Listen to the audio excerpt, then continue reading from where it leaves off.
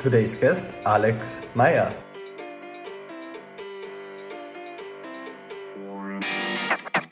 I think chaos develops because there's a lot of pressure and you just go, go, go, go, and you don't think so much about a process. You don't think about so much about how to hire.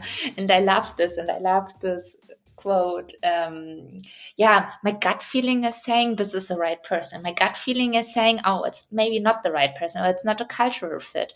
And back then I was like, no, we can't hire like this. We need to figure this out. We need to find a good balance. Okay. So let's do this. I will get some support. So I got support first from the headquarter, and then I built out also my own team. And then we need a dedicated sourcing team because, as I already mentioned, we didn't get so many applications. So we had a dedicated sourcing team, which helped also to find the right people. Then we do have someone who is doing the first interview according to the profile which we need. And then also I created, it was rather kind of a night shift, created a competence interview profile, which I also rolled out for the business, for the hiring team. And then we can have intelligent discussions about if this person is the right fit or not, and not going with a gut feeling. Alex and I met at her time at N26, where she launched Brazil and US. So we were both in fintech recruiting back then. And we talked about expansion in this episode on how to launch markets like Brazil, like the US, what it means for talent acquisition, and also how to translate chaos into structure and why it makes sense and when. So enjoy. Then you can build trust, and then you can spend less time communicating and more time just getting shit done. Then I went home and thought about this sentence. We basically put it on the table. Hiring takes time. People are trained. How to objectively judge certain situations. It's very, very, very, very hard to change things. That was the learning. Entrepreneurs with empathy. To the people side. Hey, Alexandra. Nice to have you here finally, because I think we met several years ago when you were still doing expansion into the US for N26, I remembered. Then you went to Moss, and now you're at Enpal. And in between, we also met here and then at dinners and just had check-ins. And I'm finally, I'm happy that we finally can have the podcast. Yeah, thank you so much for the invitation. And yeah, I'm super happy to be here. Cool. So maybe you can give us a bit more context about yourself, who you are, what you did, and what you're passionate about. And then we dive into some topics. Of course. So yeah, I'm Alex, as you already mentioned. Don't say Alexandra. And because it sounds so strict if you say Alexandra. So Alex, I have now 12 years of recruitment experiences, as you already mentioned. When we met, I used to work at N26, did the expansion there for the Brazilian market, for the US market, and also for the European market. Then I joined Moss. It's also a fintech company. I built up the team in Great Britain and also in the Netherlands. And now I'm working with Enpal as a head of TA for volume. Cool. And what brought you into talent acquisition? Did you just fall into, or was it a choice?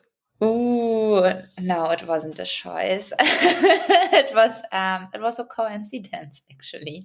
And I think a lot of recruiters will say this, because I don't think that you wake up in the morning and say, oh, today I want to be a recruiter.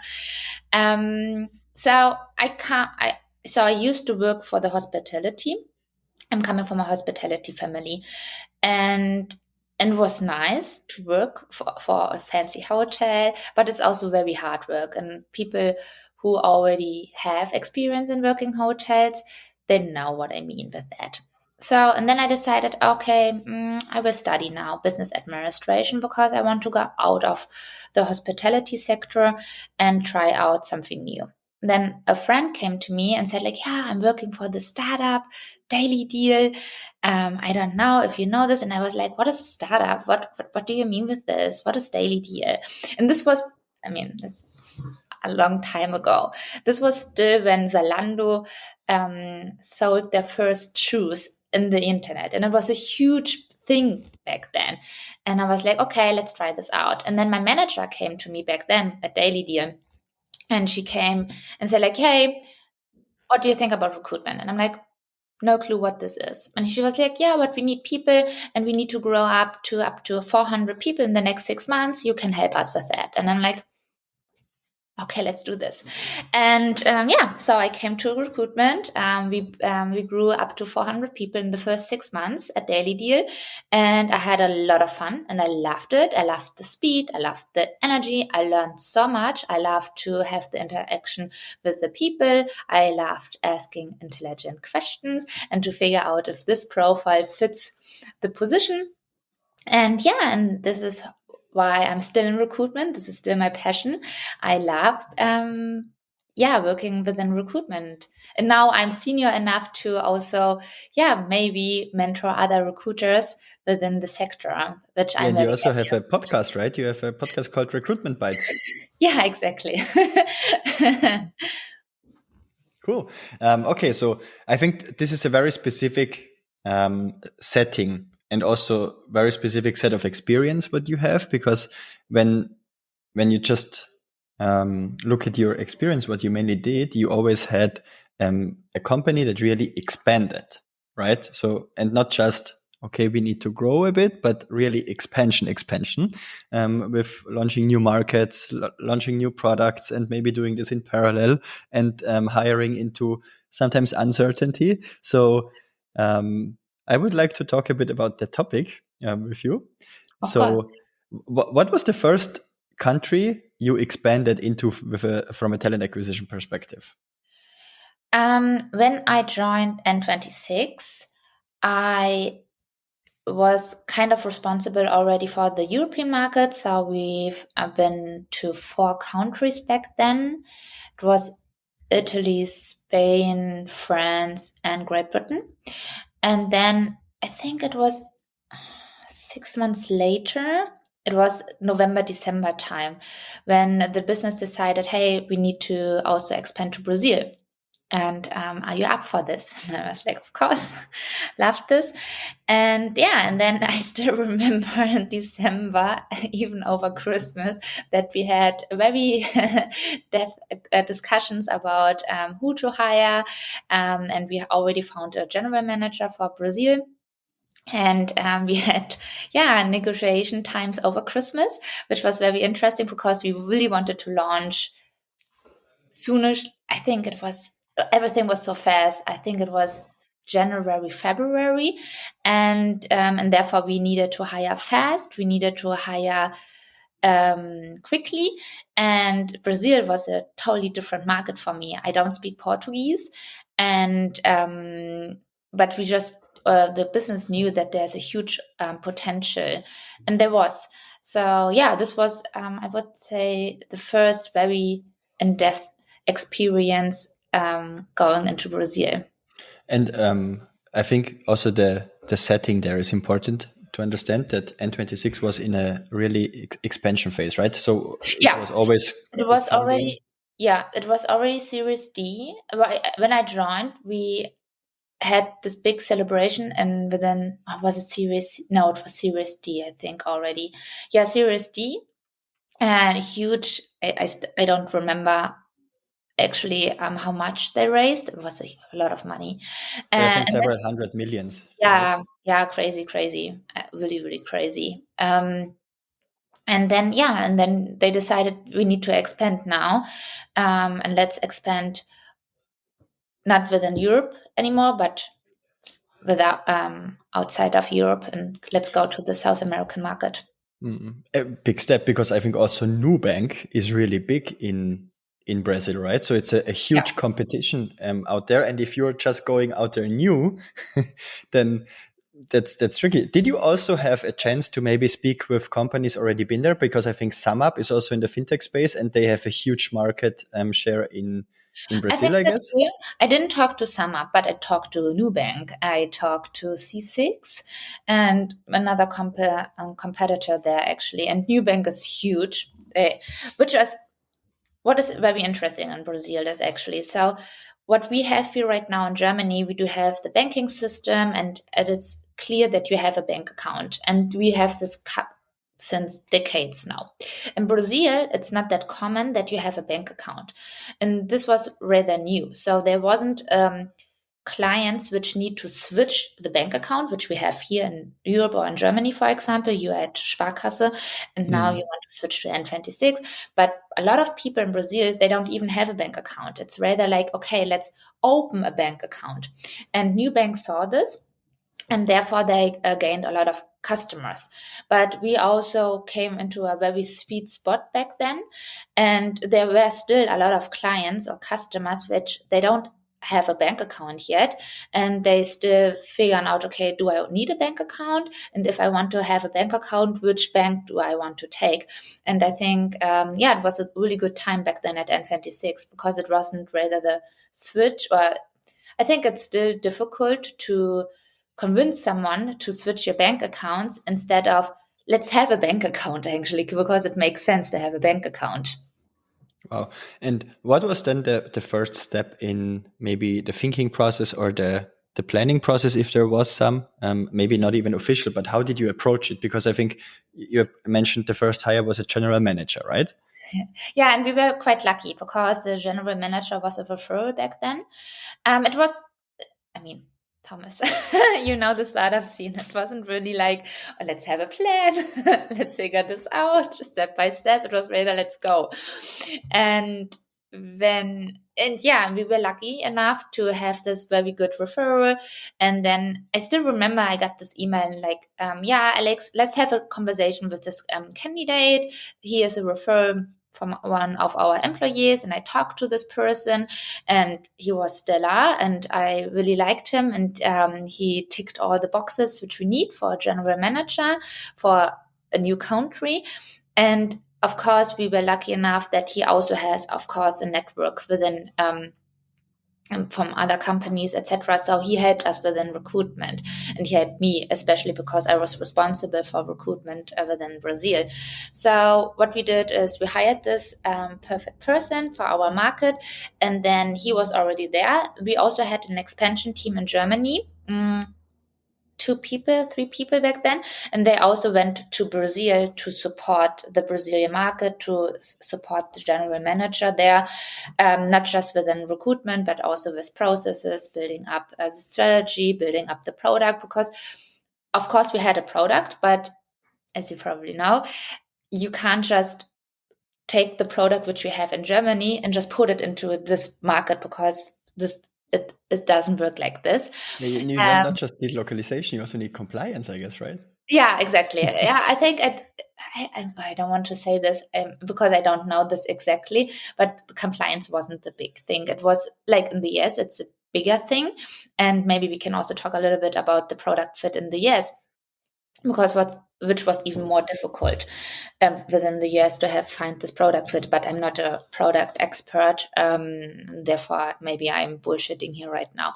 So what I want to say is that, we had a core team from the German market within the Brazilian market, and they built up the whole product, the whole strategy. And I was still in Germany, having the first interviews with so we wanted to build up the core team within Brazil, but we also needed people which speak English, because our company language was English. And if you're in Brazil, and this was my first experience, a lot of people don't speak very well English in Brazil. They rather speak Portuguese.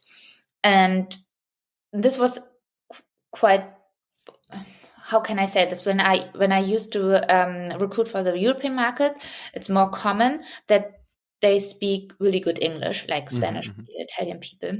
But this wasn't that very common in Brazil. So what I needed to do is, and this was my first challenge, is I needed to talk to a lot of people. I needed to screen a lot of CVs before I find the right fit.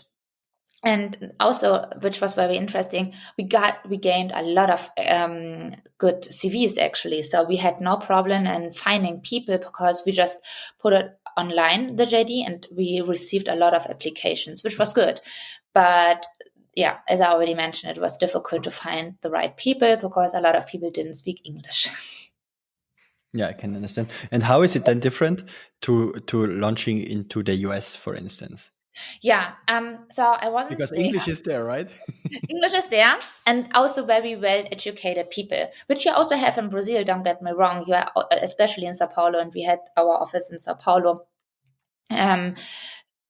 You have well educated people there, but you also, how can I say this? In comparison to the US market, where you also have a lot of well educated people,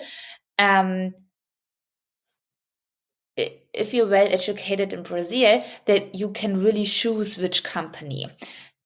Quite similar to the US, obviously, because you also have a huge amount of good companies there. But they are more pickier in the US than in Brazil, because if you're a fancy new company, especially the N26 was this new fancy company coming from Europe, a lot of people were very interested in this. In the US, it was very hard to find really good people because we didn't get the applications there. We weren't fancy enough. There were just, especially when you have your office in New York, where you have a lot of very fancy companies in New York, a lot of people weren't interested in actually applying within N26 in the US market because it wasn't fancy enough in comparison to Sao Paulo, where we were very fancy as a company. Yeah, I can imagine. And what did you do differently there? Did you also hire a GM first and then a team? So I came into a different stage within the US market. So there was, when I built up the Brazilian market, it was parallel also already the US market operating. And since we actually thought that we want to also grow the US market quite big, it wasn't just the East Coast, but we want to go the West Coast, etc.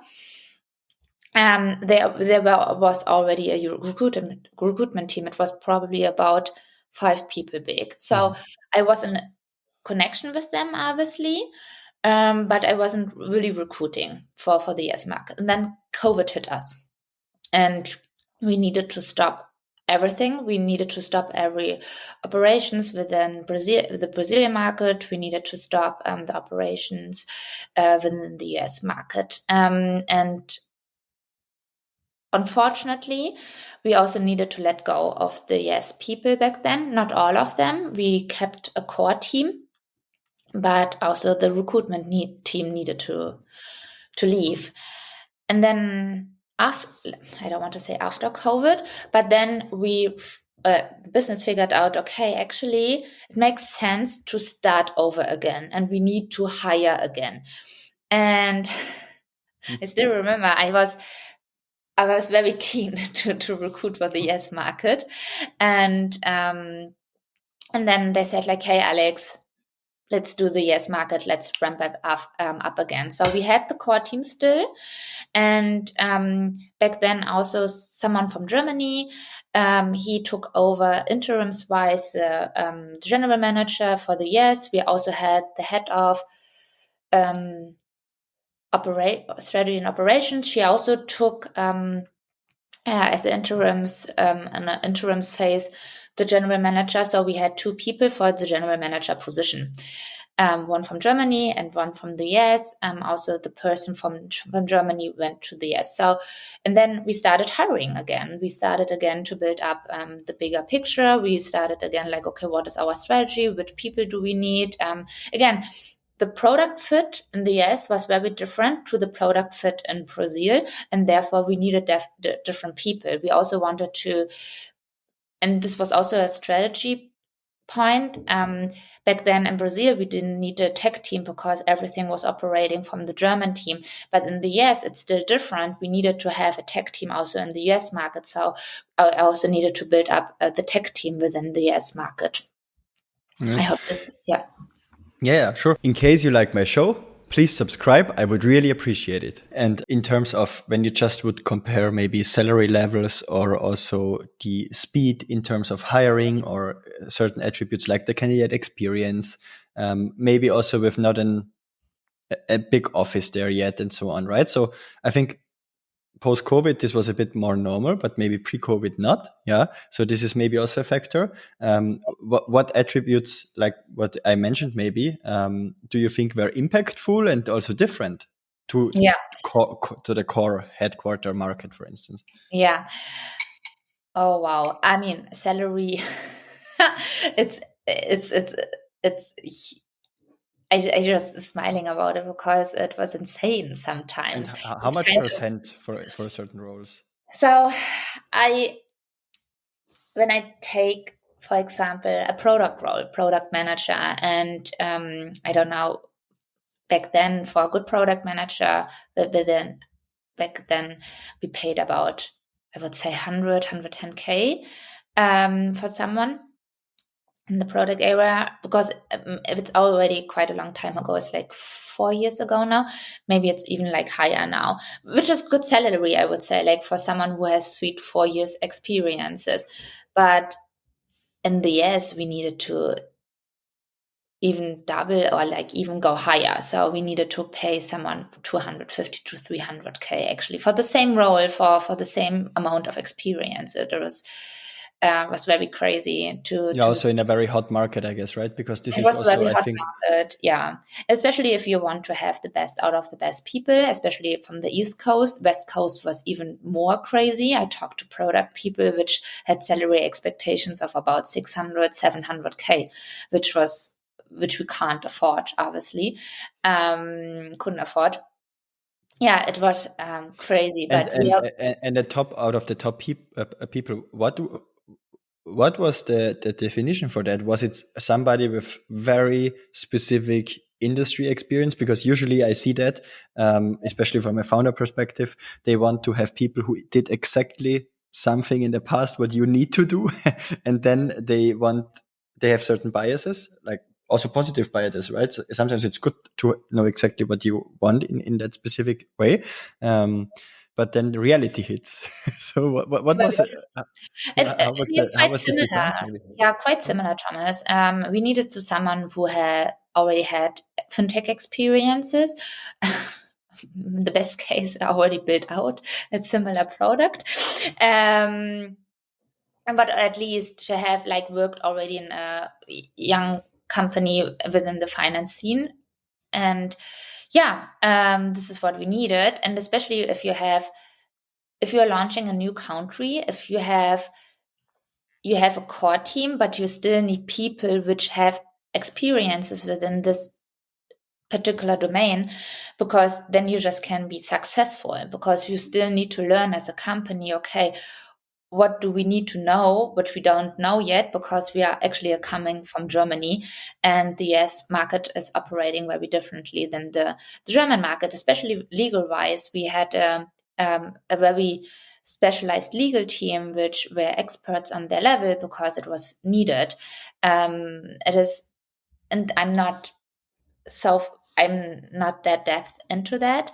So I would say it is, especially within compliance, legal, it is, you need to have this expert team, and you need to have people which already have experiences within that, because it can go a lot of things wrong if you don't have this expertise. Mm. And when we just maybe talk a bit about the way or the approach when the scaling is happening. Let's give it a name: chaos versus structure. How could we go walk through that process or through that phase when chaos maybe is there and structure is needed, or maybe it's not even needed, or to what extent and why? So what are your thoughts when expanding into new markets, when we drop the name or the buzzword chaos and structure or process? Yeah, I think you know this better than me, especially if especially in the startup scene. So you have all the money raised now. You need to be successful. You need to find clients. You need to find the product fit. You need to find people which are building out the product. And also you need to have a stellar product. And then customers need to buy your product. And there's a huge pressure on the founders. There's a huge pressure on the senior management team.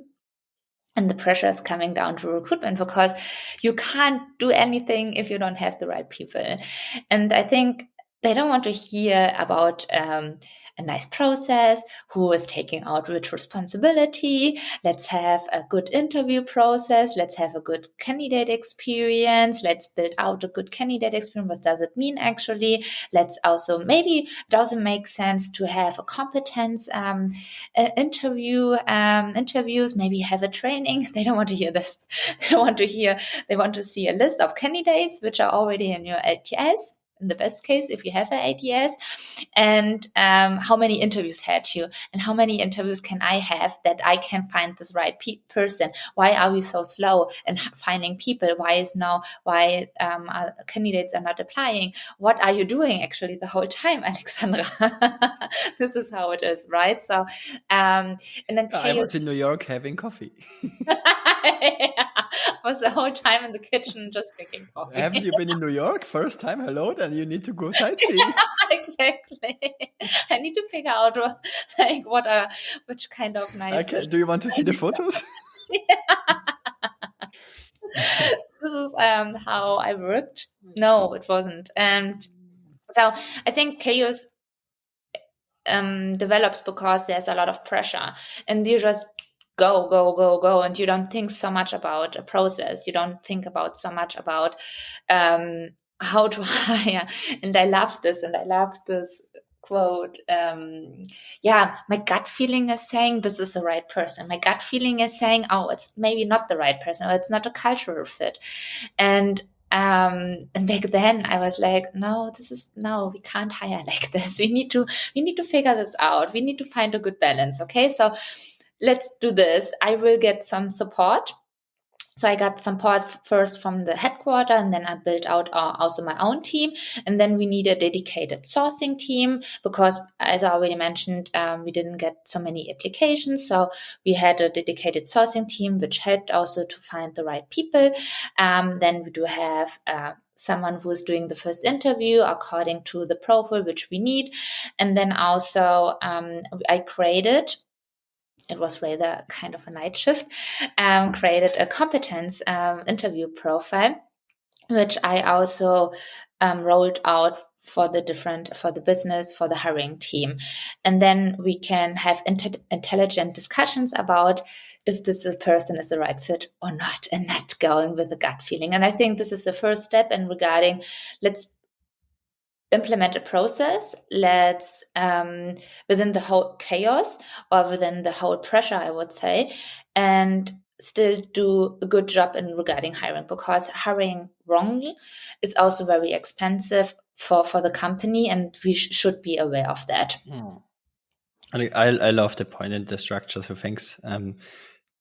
I also think that the whole gut feeling piece is a big asset, but also can be dangerous. And I think the gut feeling is mainly a good driver if you have certain experience in a certain field to make decisions, right? Because I think as a founder or a senior executive, the only thing what you really can scale is the decisions you make, because time is very limited, money, everything, resources, all limited. And you need to be very effective and efficient in decision making, and sometimes data, well done research or briefings, preparation in any way help. But at some point, you've done this for 10, 15, 20, 25 years. Certain things you can really decide based on your gut. And I think you then even make better decisions than somebody else with not that experience following a certain clean process. But when you go into the use case of expansion, where you maybe first time hire into a very new market, also for a role that is maybe new or quite different, maybe with a similar job profile what you hired into a headquarter, then I think it's really important that you follow a certain structure that delivers quality or assures quality, combined with a bit of intuition, because I think that's always important, but it should not be the main factor, as you said. And this is especially in the beginning often the case, right? That it's a Wild West situation, and then you maybe end up hiring the person that is best pitching themselves, and this is not what you want. Yeah. Very, very true. It's quite interesting how you say it, and maybe you're right. And especially if you're a founder or if you have the responsibility, for example, as a general manager for your particular country, you know what you want. And I, as a recruiter, I can't go into your head and truly understand what do you want, right? We need to figure this out. We need to have a discussion about it. Nevertheless, I still tell my hiring team, you don't want to spend 85K for a person because the gut feeling saying yes, this is what I want. And as you already mentioned, you need to find a good balance in regarding, okay, my intuition is saying yes.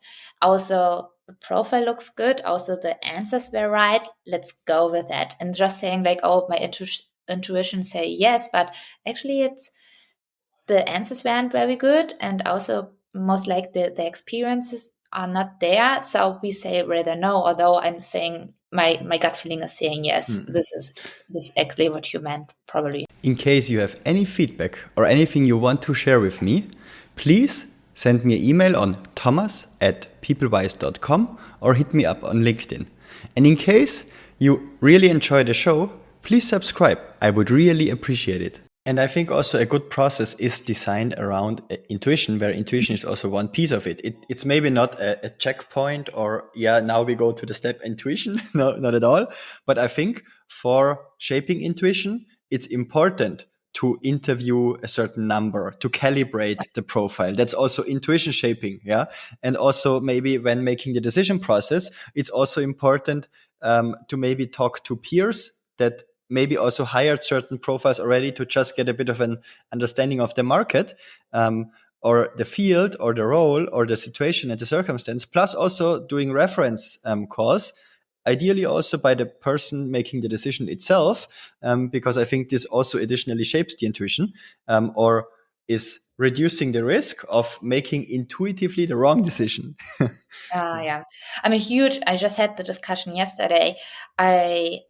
I really believe in reference checks, but we need to do it properly, right? So and especially in Germany, you can't just call someone and say like, hey, you used to work with this person. This is not how it works, right? So you need to ask the person, but I think you need to ask the managers back then from this candidate and to ask good question, not just like, hey, how was it to work with this person, but go a little bit deeper. It's kind of a interview as it itself when you're doing reference checks, and you can figure out so many things again. And it's kind of also kind of a handover, because then you also can figure out, okay, these are the weak points and we can work on those points, right? It's really reference checks.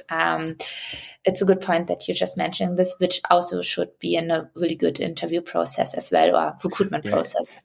Exactly. And to be honest, I also think at a high level of scope, so let's say director, general manager plus, where you really need to build your own environment and create it in certain way. I think it's also important for the candidate to also figure out what is the right environment for the candidate, or also experience they need to get provided to be successful. Because sometimes I see, now I pay so much money for the first time, this person needs to do everything. Yeah. Something unrealistic. That's really bad. Yeah. So I think also having a certain empathy towards leaders that are expensive and are really risky to hire, you also need to support them and enable them and make sure that they are successful. So that's also one piece. I understand that you're paying them for their experiences, but still they need kind of you need to help them. Maybe they are faster than a junior, obviously, to understand the business model, to understand how it works or how processes works, or even implementing new processes. But still, you need to give them some time. Totally agree. And this is also what I always thought. But then sometimes I saw, wow, it's really difficult for leaders to onboard themselves and make their first decisions, because you also want to make them right. And this just takes time because it's so complex. Yeah, very, very true. Yeah, cool, Alexandra. It was really nice. So always what I ask is, who is a guest that I don't know, but you know, who I should interview as well? Oh gosh. Oh God. You got me now. Who should you interview? and yeah, I think the listeners should know that we know a lot of people actually together. It's not that easy. It's fine. Maybe we also know somebody, but was not on the show yet. What is about Noah? I'm curious why Noah wasn't on the podcast yet. Yeah, I think we always scheduled, but then it never happened, and now I think we need to do it once. So we are in conversation. Yeah, you should do it with Noah actually, because I love listening to Noah. I mean, I didn't talk to her since a while actually, but you should talk to Noah definitely. Yeah, let's do it. I just she's listening right now. Hi, Noah. And I said now Alexandra also said we should talk, so let's do it. 100%. Yeah. Okay, Alex. Yeah. So thanks for your time and for the nice conversation. And I really enjoyed it. Thank you so much. I enjoyed it too. Have a wonderful day.